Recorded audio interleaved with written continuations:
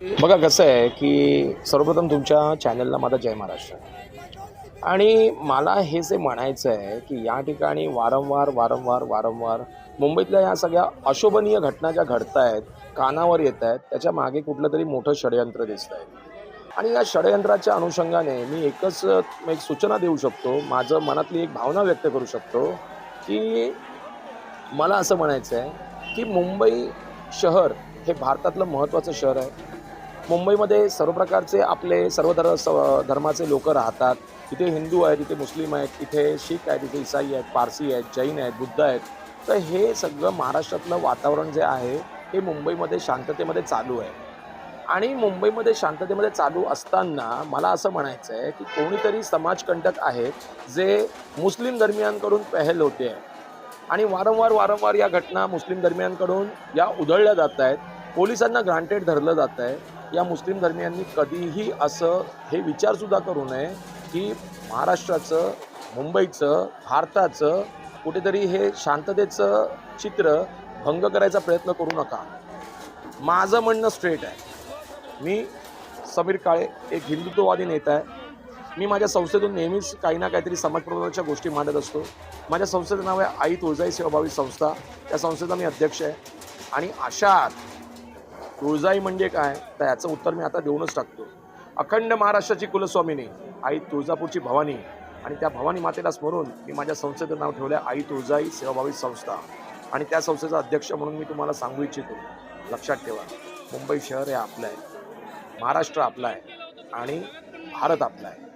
छत्रपतींच्या स्वराज्यात, छत्रपतींच्या महाराष्ट्रामध्ये छत्रपती शिवाजी महाराजांनी जे घडवलं, त्यांनी ते आज 300-350 वर्षापूर्वी जो महाराष्ट्र आपल्याला दिला, त्या महाराष्ट्राचं रक्षण हे आमच्यासारख्या तरुणांना करायला जमतं आणि जमणार आहे. कोणीही मुंबई पोलीस, महाराष्ट्र पोलिसांना ग्रांटेड धरू नका. मी तर म्हणेन टॉप ऑफ द बॉस जेवढे असतील मुंबई पोलीस, त्यांना आमच्यासारखे तरुण जर कधी त्यांनी आम्हाला हाक मागितली, एक हात मागितलात ना मुंबई पोलिसांनी, आम्ही हजारो हात पुढे करू. लक्षात ठेवा, विसरायचं नाही कोणी. आम्ही आमच्या धर्माचं रक्षण करू शकतो, आम्ही आमच्या धर्माचा प्रसार करू शकतो, आम्ही आमच्या धर्माला अटके पार घेऊन जाऊ शकतो.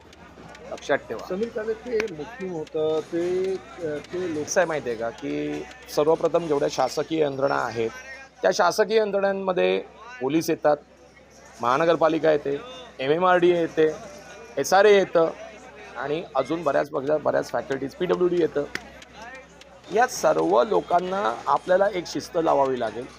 मी देशाचे गृहमंत्री अमितजी शहा साहेबांना विनंती करीन, मी महाराष्ट्र नवनिर्माण सेनेचे राज ठाकरे साहेबांना विनंती करीन, मी शिवसेनेचे बाळासाहेबांची शिवसेना त्यांच्या उद्धव साहेबांना मी एक विनंती करीन, देवाबाबूंना पण आपण एक विनंती करू.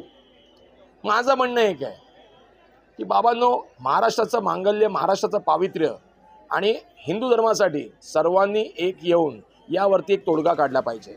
बघा, भारतीय मुस्लिम हे सर्वच वाईट आहेत असं माझं म्हणणं नाही.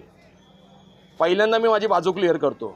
पण काही समाजकंटक लोक आहेत, काही समाजकंटक असे मुस्लिम समाजातले लोक आहेत की त्यांनी या सर्व गोष्टींना वारंवार या सगळ्या गोष्टी करायला घेतल्यात. आणि ह्याच्यामध्ये ड्रग्ज दिले जात आहेत, काही कोकेन दिले जात आहेत, शाळकरी मुलांना कुठेतरी बिघडवलं जातं आहे. आणि अशामध्ये असताना काही कॉलेज तरुणींना सुद्धा पब्समध्ये, डिस्कोमध्ये या सर्व नशेच्या, अंमली पदार्थाच्या नशांना हे लोक द्यायला लागलेत. पण बघा, लक्षात ठेवा, मला माहिती आहेत कुठे अड्डे आहेत ते. आणि मला जर चॅलेंज केलं ना तर घुसून येईना आतपर्यंत. तुम्ही हिंदू धर्माचे जे रीतिरिवाज आहेत हे तुम्हाला मान्य होत नसतील तर तुम्ही खुशाल भारतातून बाहेर जाऊ शकता. कुठं जायचं तुम्हालाच ठरवायचं आहे. बांगलादेशात जायचं आहे की पाकिस्तानात जायचं आहे ते तुम्ही ठरवा, का आखाती देशांमध्ये जायचं आहे. पण आमच्या देशामध्ये, माझ्या महाराष्ट्रामध्ये आणि महाराष्ट्रातल्या माझ्या या मुंबईमध्ये आणि मुंबईसारख्या, गोरेगावसारख्या उपनगरामध्ये आणि मलाड मालवणीमध्ये जर धिंगाणे करायची वेळ आली, आई जगदंबे शपथ सांगतो, छत्रपती छाताडावर घेऊन फिरतो मी.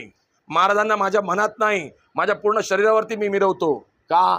कशासाठी? महाराजांच्या विचारांना प्रेरित राहून मी माझं काम करतोय, माझ्या संस्थेचं काम करतोय. लक्षात असू द्या, धूर काढू, धूर. सगळे लोक एकत्र येतील. विश्व हिंदू परिषद एका बाजूला, ABVP एका बाजूला, तुमच्यानंतर मग सगळ्या हिंदू संघटना ज्या असतील त्या एकत्र येतील. मला एकच म्हणायचं आहे, चॅलेंज करू नका.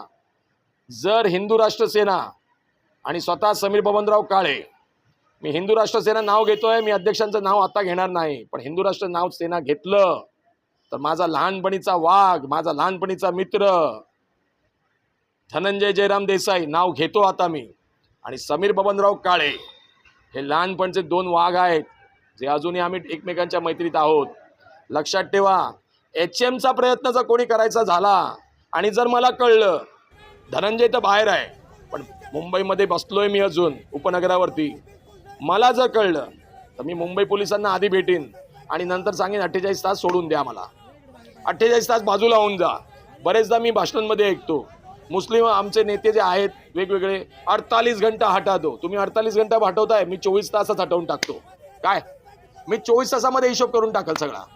जेवढ्यांना मला हे बघा शिस्त लावायची ना, शिस्त लावून टाकेन मी.